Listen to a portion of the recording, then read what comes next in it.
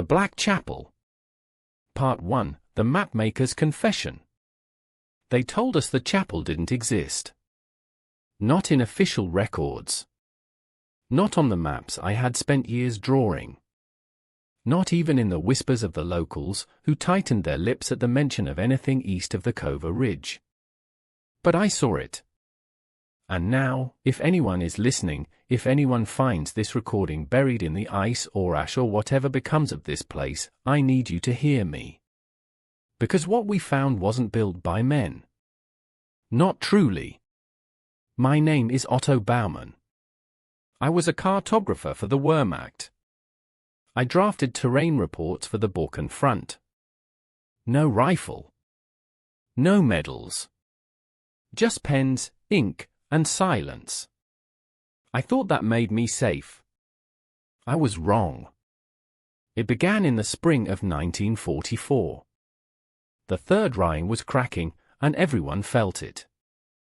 The resistance in Yugoslavia was stronger than anyone expected. Our unit, what was left of it, was stationed near Sarajevo, in a small outpost cradled by pine forest and shadow. The higher-ups issued new orders: investigator ruined chapel supposedly hidden in the mountains, untouched since the time of the Crusades. They said it was a routine scouting mission. They lied. 4 of us were chosen. Myself, for mapping. Lieutenant Weber, a steel-nerved officer who wore his pistol like it was part of him. Feldwebel Kruger, a demolitionist with a voice like gravel and eyes like burnt glass. And finally, Emil, a young signalman with trembling fingers and too many questions. We began our climb at dawn. The mountain air cut like knives, and fog licked the trees as if tasting us. We passed villages that hadn't seen strangers in months. The people watched us from broken windows, faces pale, eyes hollow. When we asked about the chapel, they turned away. One woman muttered something under her breath, "Cronacapella, she's still there." Kruger laughed. Weber told her to keep walking. By the 3rd day, even the birds had vanished. The trees grew taller, darker. The ground was soft, almost wet beneath our boots. Emil's compass began to spin. And at night, in our tents, we heard things. Not wolves. Not men. Not anything I could explain. Clicking sounds. Chanting without words. The feeling of being watched from behind bark and shadow. On the 4th morning, we found the door. It was just there. An archway of black stone jutted from a clearing that hadn't been on any map. Vines clung to it like veins. Runes twisted across the top in a language none of us recognized. Weber touched one with his glove and winced. "Cold," he muttered. "Like dry ice." It wasn't just cold. It hummed. I felt it in my teeth. Beyond the arch, stone steps led down into darkness. "I don't like this," Emil whispered. "This isn't in our orders." "We're here," Weber snapped. We finished the job. We lit torches. The flame barely touched the gloom. The air smelled wrong, like rotten iron and wet earth. But we descended. The chapel wasn't in ruins. It was pristine. The walls were bone white, carved from a stone I couldn't place. Arches curved like ribs overhead. There were no pews. No altar. Just a circular chamber, and in its center, a hole. A perfect, smooth well. No rope. No cover. Just blackness yawning beneath us. Kruger tossed a rock into it. We never heard it land. Weber crouched at the edge, staring in. "This isn't a chapel," he said. "It's a tomb." I took out my notebook. Sketched the runes. Tried to chart the layout. That's when Emil began whispering. We thought he was praying. But the words weren't German, or Slavic, or Latin. They were wrong. Liquid, like water being spoken. His eyes rolled back. His lips bled. Weber struck him hard. Emil collapsed. None of us spoke for a while. We should have left. God help me, we should have burned the place and run. But Weber ordered us to make camp just outside the chapel. We'll finish mapping at dawn, he said.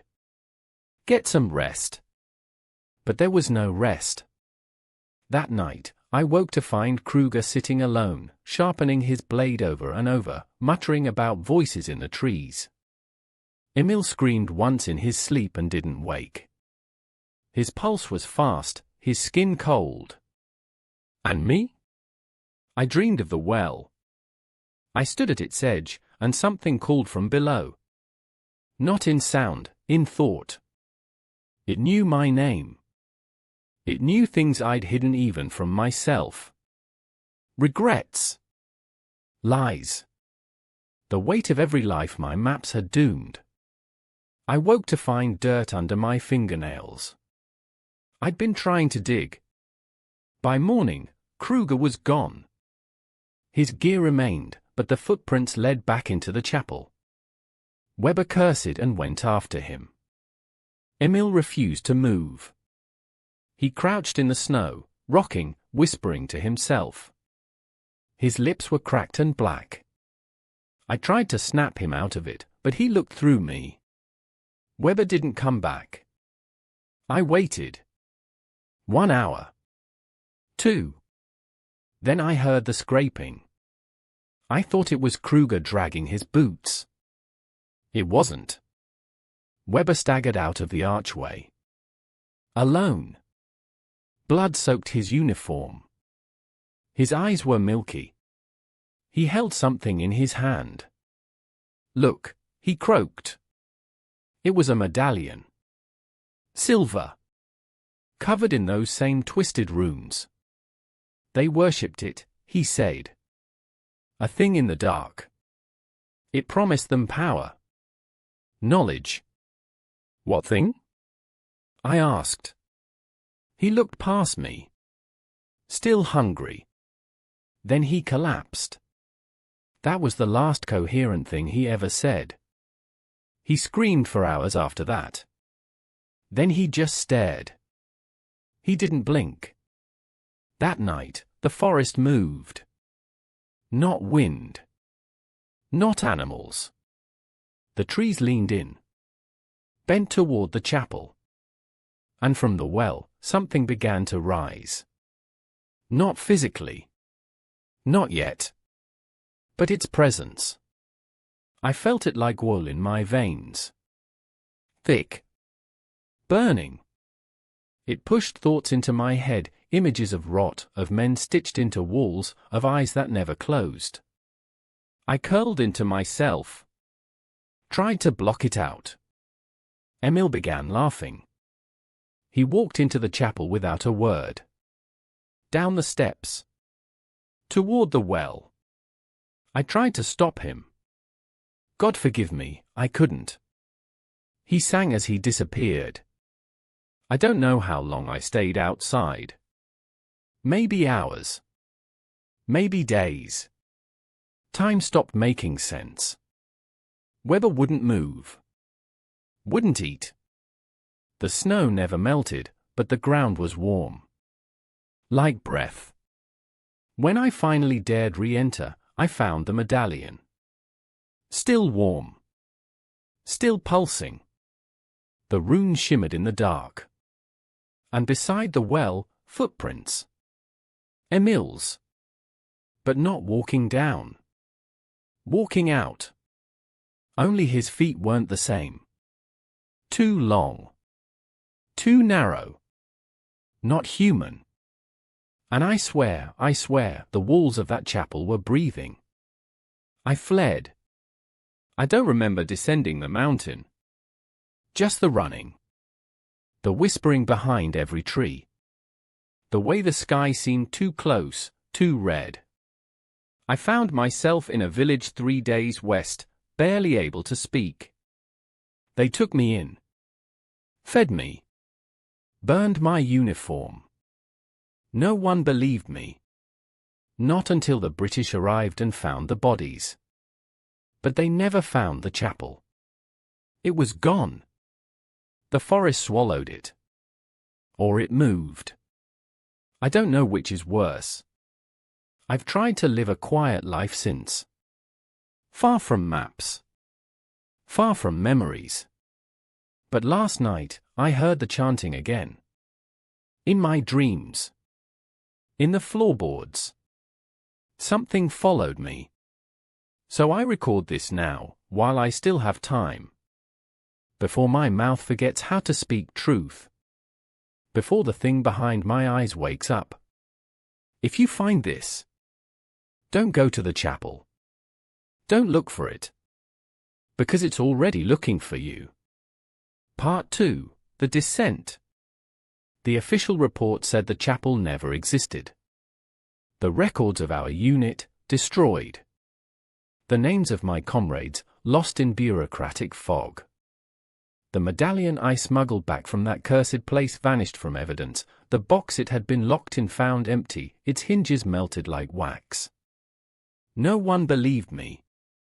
Not at first. Until the disappearances started. Villages near the ridge began to empty. Whole families gone, no struggle, no trace. Just silence. And always, always, a cold wind blowing from the east, carrying with it a faint whisper, like a hymn sung underwater. Then they came for me. Not the military. Not the partisans. Something else. They wore faces like ours. Walked like us. But the way they moved, like puppets held by invisible strings. One knocked on my door in Vienna. A man in a long grey coat. I asked him his name. He smiled. And his teeth were too many. I ran. The only person who still believed me was Dr. Elsa Weiss, a former archivist turned resistance informant. She found me in a cellar beneath the ruins of a church in Graz. I was hiding, trembling, clinging to a flask and a revolver with only one bullet left. She lit a cigarette and said, "Tell me about the well." So I did. When I finished, she didn't laugh. She didn't call me mad. She just opened her briefcase and showed me a photograph. It was a village. Burnt to the ground. Men crucified on the sides of barns. But in the background, blurred in the smoke, was a stone archway, black, old, half buried in ash. "It's moving," she said. Or being moved. Elsa had tracked its appearances across centuries, always during war, always on soil soaked in blood. It was older than the Crusades. Older than the church. And wherever it surfaced, people vanished. Time twisted. Reality cracked. "We have to go back," she said. I told her she was insane. Then she showed me Emil's photograph. It was recent. Taken a week ago by a scout in Serbia. The face was gaunt, pale. But it was him. Same scar on his chin. Same eyes. Only, wrong. Empty. And behind him, just visible in the trees, were others. A procession. All barefoot. All wearing silver medallions. We called them the Hollowed. I didn't want to return. But I knew I would. We assembled a team. 5 of us. Elsa, brilliant and sharp as broken glass. Me, the mapmaker damned by his own ink. A partisan named Luca who had lost his sister near the ridge. Petra, a medic with nerves of steel and a necklace of saints. And Oscar, a demolitions expert with a laugh too loud for the things he'd seen. We crossed the border under moonlight, cloaked in fog. The forest was waiting. You could feel it. The wind didn't rustle the branches. It whispered through them, like breath behind your ear. And the animals had fled. No birds. No foxes. Just quiet, heavy and wrong. By the third day, our compass spun again. Lucas swore. This happened last time I was near the ridge. Petra asked how far. He said, too far. We found the arch on the morning of the fourth day. Same black stone. Same twisted runes. Only this time, the ground around it was different. Cracked. As if something massive had emerged beneath and lifted it up. It's grown, Elsa murmured. We set up camp in a nearby clearing. The trees leaned away from the structure. As if recoiling. I stood before the arch and felt the pulse again. That hum. Deep, below the earth. A heartbeat not our own. We descended at dusk. This time, I knew better than to look too closely at the carvings. They shifted when stared at, lines crawling like worms in the dark. The stairs were slick with moisture, but not water. Something thicker. Viscous. Smelling of rust and rot. The chapel hadn't changed. But it had matured. The walls were darker. The ribs that formed the ceiling longer. Thicker. And in the center, the well remained. Still black.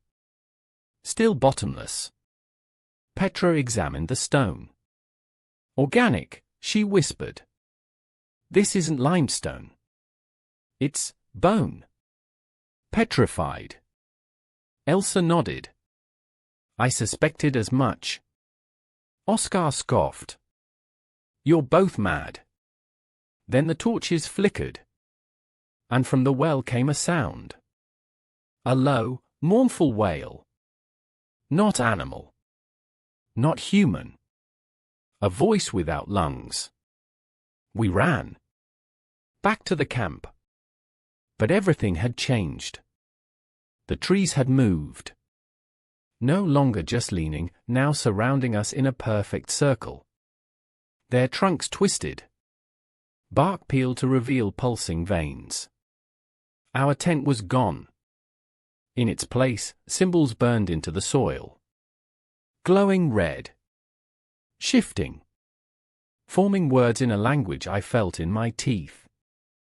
We're not alone, Lucas said, pulling out his rifle. From the trees, they came. The hollowed. Naked, pale, eyes white as milk. Dozens. All silent. All walking toward us with jerking, twitching movements. At their front, Emil. Or what had once been Emil. His skin stretched too tight across his skull. His limbs too long. But it was him. And in his hand, the medallion. Glowing. He spoke. But not with a voice. The words spilled into our heads like oil. He waits below. The hunger never ends. The chapel is the mouth. Luca fired. The bullet hit Emil in the chest. He didn't stop. None of them did. We ran. Through the trees, through mud and fog. The hollow didn't chase us with speed. Just persistence. Their feet never touched the ground. They floated, barely, their toes dragging like dead leaves. Petra was the first to fall. She tripped. Cried out. We turned, just in time to see hands reach from the ground and pull her down. She screamed once. Then the earth closed. Oscar lit charges. The explosion tore the clearing apart. Trees split. Bodies scattered.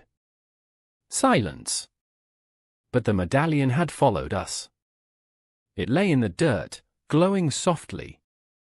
Elsa picked it up. And from somewhere deep beneath our feet, something growled. We found a cave to hide in that night. Damp, cold, barely shelter.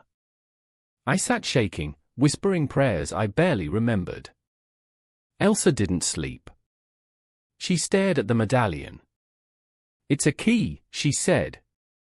"I think it opens something." "I don't want to know what," I said. But it was too late. The next morning, Luca was gone. No footprints. No struggle. Just his rifle, bent into the shape of a spiral. We descended again. Back to the chapel. It pulled us like a tide. Only Ilsa and I remained. The stairs felt longer now. The walls moved when not looking. The runes bled. And at the bottom, something new. An altar. Carved from the same bone stone. Upon it, a map. Not of land. Of veins. It pulsed with light. Red and blue and black. Elsa traced it with her fingers. "It's alive," she said. I wanted to run. But I couldn't. Because the well was whispering my name. Otto. Otto. Otto. I stepped closer. And I saw. I saw through the veil. The hollowed weren't dead. They were vessels. And the thing below, the thing the chapel fed, it was older than death. Older than time. It wore the flesh of gods as skin. It had many names. But the one I heard, clear and cold, was Erdath. A name like the scraping of knives on bone. Elsa dropped the medallion. The chapel shook. Cracks spiderwebbed across the floor. And from the well, something rose. A hand. Not flesh. Not bone. Something in between. Its fingers were too many. Too long. It reached, not for us.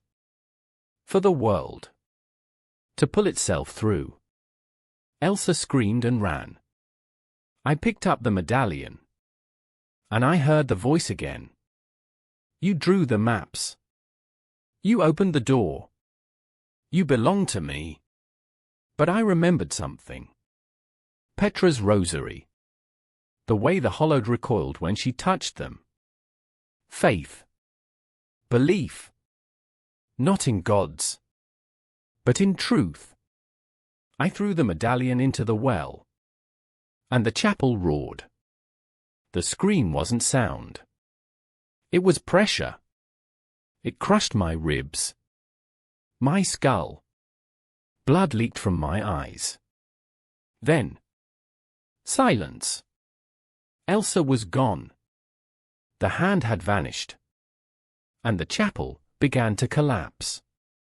I barely made it out. The arch crumbled behind me. The trees burned with no flame. I ran. Through fog. Through screams in the air. Until I found the road again. It's been 3 weeks. I haven't slept. The medallion is gone, but I still feel it.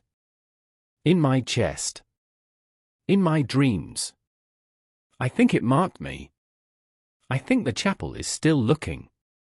And the hollowed? They walk the cities now. In grey coats.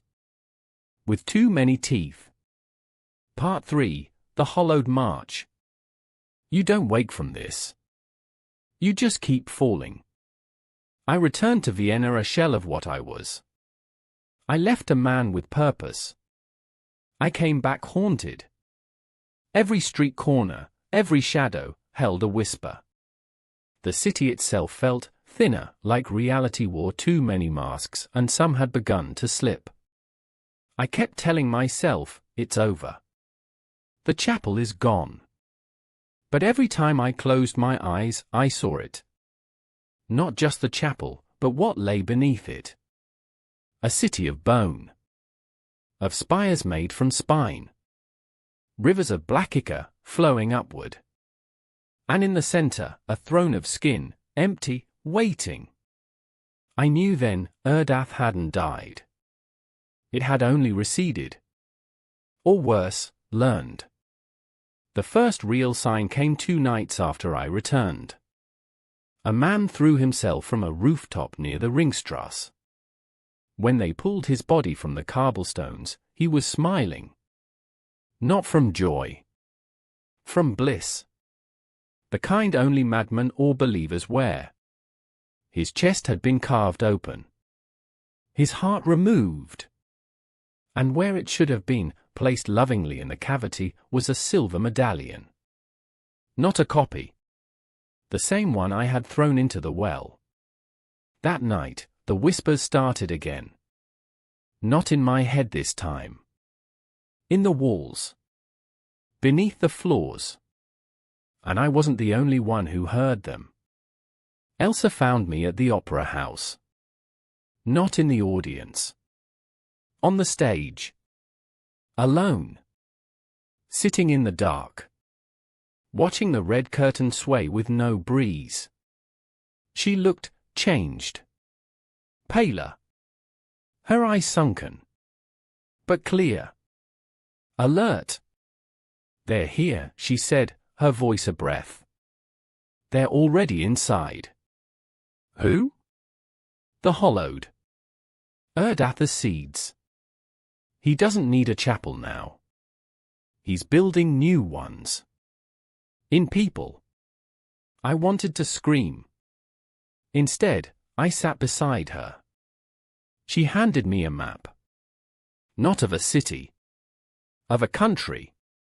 Marked in red were places of recent violence. Sabotage. Murder. Disappearances. And in the center of it all, Schloss Ebenstein. A fortress deep in the Austrian Alps. Long abandoned. Or so we thought. It's where they're gathering, Elsa said. The cult. The ones who survived the fall of the chapel. The generals. The scientists. The priests. Why? She looked at me. To birth him. We left that night. No one would follow us. The war was ending. The Rhine collapsing. No one wanted to chase ghosts through snow-covered hell. But Elsa and I, we weren't chasing them. We were trying to stop them. The castle stood like a wound in the mountain. Its towers crooked. Its windows bricked. We arrived at dusk. The air dead. The snow wrong. Too warm.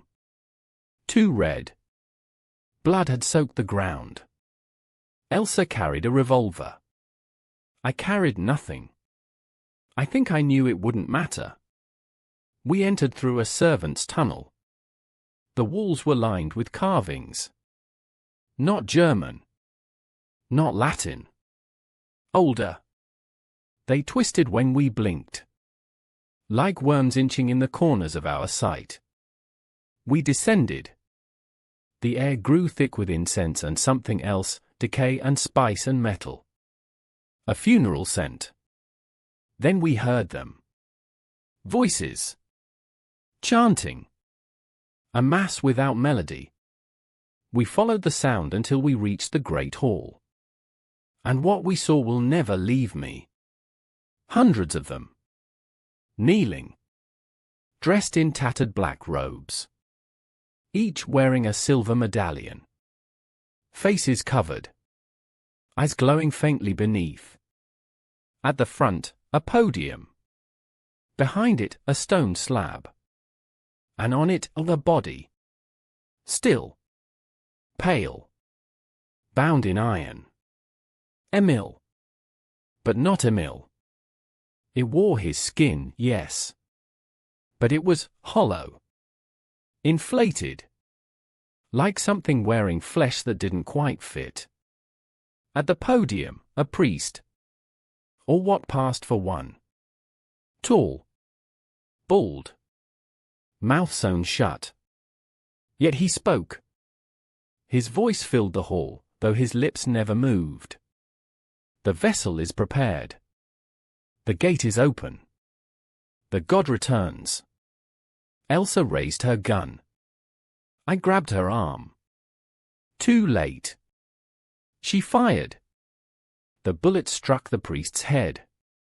It popped like a balloon. The body collapsed. The congregation turned. But not in panic. In reverence. And the body on the slab sat up. Its mouth opened. And from within, something crawled. Not a creature. A shadow. With form. And teeth. The light died. Not dimmed. Died. Extinguished like a soul. I ran. Elsa followed. The chanting rose behind us, now dissonant, chaotic. The corridors warped. What had been stone became flesh. Walls beat like hearts. Floors pulsed beneath our boots. We burst into a side room. Books.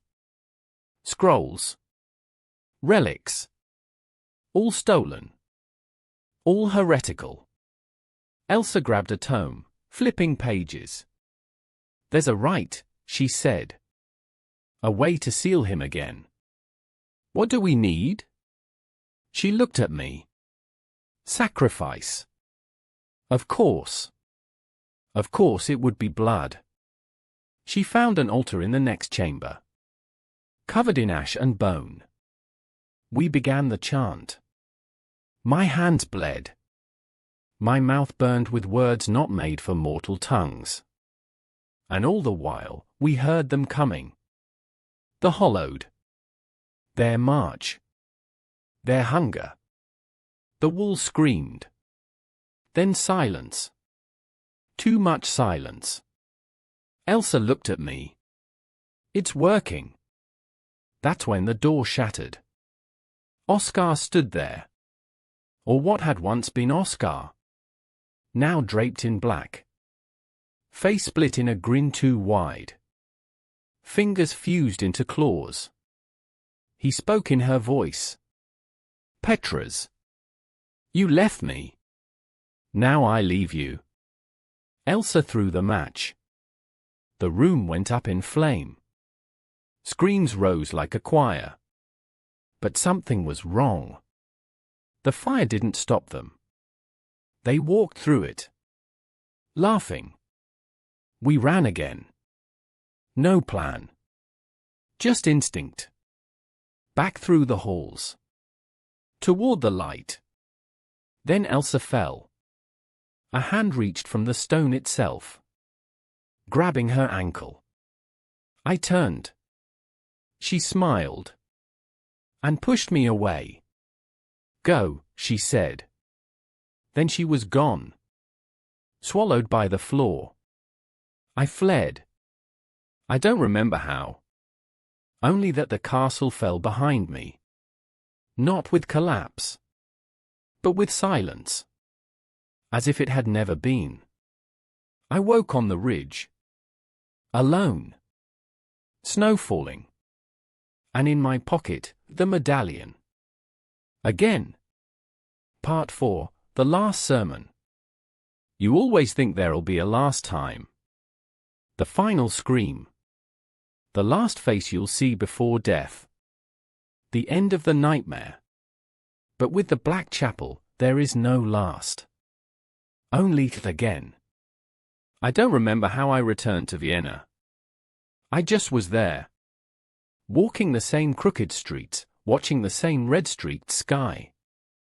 People looked at me, and then looked away. Maybe they saw it on me. The mark. The hollowing. I tried to speak to someone. A soldier. A priest. Even a street vendor. But they acted like I wasn't there.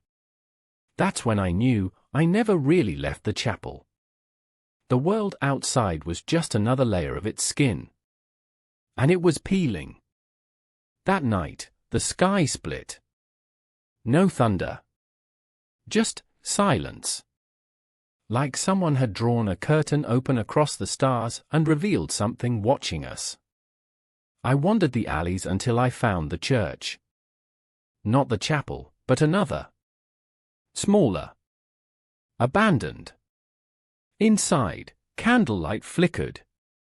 A shadow moved at the altar. It was Elsa. Or maybe just her memory. She turned, eyes black, mouth stitched shut. She didn't speak. She sang. And I remembered the words. The prayer from the final rite. My mouth moved. My voice followed. And the chapel began to change. The walls blistered. The pews warped into ribs. The stained glass wet blood. We were inside him again. Erdath. He was waking. The final sermon had begun. Outside, the city screamed. People tore at their own flesh. Some laughed as they burned. Others walked into the river and never rose again. And above it all, that voice. Not loud. Not angry. Hungry. Calling to its faithful. The hollowed marched once more. From every ruined church. From every crater and crypt. They came. In robes. In rags. In skin stolen from the dead. Children. Soldiers. Mothers. All wearing silver. All chanting. I ran to the university. To the basement archives. There, locked behind rusted steel, lay the last piece. A grimoire bound in hair. I had read it once. Long ago. When I first joined the war, not as a soldier, but a seeker. I wanted to understand the occult, the myths. And now, I was in one. The book spoke of a weapon. Not of steel. Not of fire. But of memory. A name. Not a spell, but a truth. The true name of Erdath. To speak it would sever his roots from the world. Banish the seed. But only if spoken at the place of first summoning. The Black Chapel. I didn't know how to return. Until I closed my eyes. And opened them. And I was there. The steps were as I left them. Cracked. Weeping. The doors opened without touch. Inside, the pews had become thrones. And each was filled. With what? Not people. Not creatures. Ideas. Emotions. Each seat pulsed with hate, desire, pain, grief. And at the altar, the throne of skin. Now occupied. Erdath had taken form. Not as a monster. As me. It wore my face. My scars. My smile. Welcome home, it said. And I remembered the name. Not spoken in words. But in thought. A sound older than language. I forced it from my mind like a splinter. It screamed. Not in fear. In fury. The chapel shook. The thrones exploded into ash. The congregation bled from every pore. Erdath lunged. But I was already falling. Falling back. Away from that place. From that truth. I woke on the train. Empty. Moving nowhere. Outside, the world was grey. I was holding the book. And inside it, the medallion. Again. But now, cold. Lifeless. And I knew it was over. For now. That was years ago. They say I'm mad. They say the war broke me. But they don't see the way the walls shift when no one's looking. They don't hear the prayers whispered by children in sleep. They don't feel the weight of the silver hanging around necks that never wore it before. But I do. Because the Black Chapel never truly fell. It simply waits. For the next voice. The next sermon. And maybe, just maybe, the next me.